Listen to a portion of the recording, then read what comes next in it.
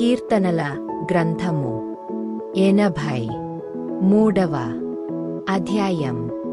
దేవా, ఊరకుండకుము.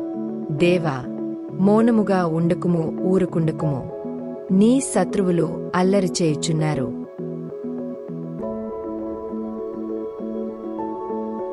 నిన్ను ద్వేషించువారు తల ఎత్తియున్నారు. నీ ప్రజల మీద వారు కపటోపాయములు పన్నుచున్నారు. నీ మరుగుజొచ్చిన వారిమీద ఆలోచన చేయుచున్నారు. వారు ఇశ్రాయేలును పేరు ఇకను జ్ఞాపకము రాకపోవునట్లు జనముగా నుండకుండా వారిని సంహరించుదము రండని చెప్పుకొనుచున్నారు. ఏకమనస్సుతో వారు ఆలోచన చేసుకొనియున్నారు. నీకు విరోధముగా నిబంధన చేయుచున్నారు.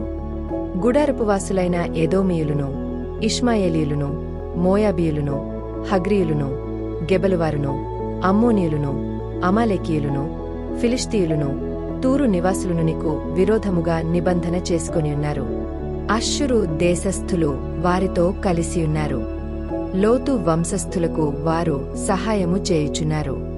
మిద్యానునకు నీవు చేసినట్లు, కీషోను ఏటియొద్దను నీవు సీసెరాకును యాబీనునకును చేసినట్లు వారికిని చేయుము. వారు ఏందోరులో నశించిరి భూమికి పెంట అయిరి. ఓరెబు జేయబు అనువారికి నీవు చేసినట్లు వారి ప్రధానులకును చేయుము. జెబహు సల్మున్నా అనువారికి చేసినట్లు వారి సకల రాజులకును చేయుము.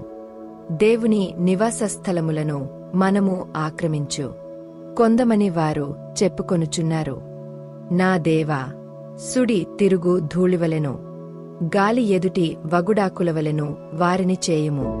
అగ్ని అడవిని కాల్చునట్లు, కారుచిచ్చు కొండలను తగుల పెట్టునట్లు నీ తుపాను చేత వారిని తరుముము. నీ సుడిగాలి చేత వారికి భీతి పుట్టించుము. యెహోవా, వారు నీ నామమును వెదకునట్లు వారికి పూర్ణావమానము కలుగజేయుము.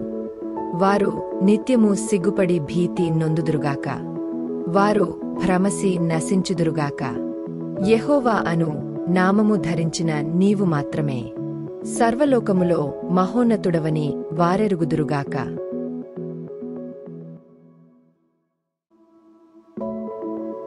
మీ ప్రార్థన అభ్యర్థనను మాతో పంచుకోండి.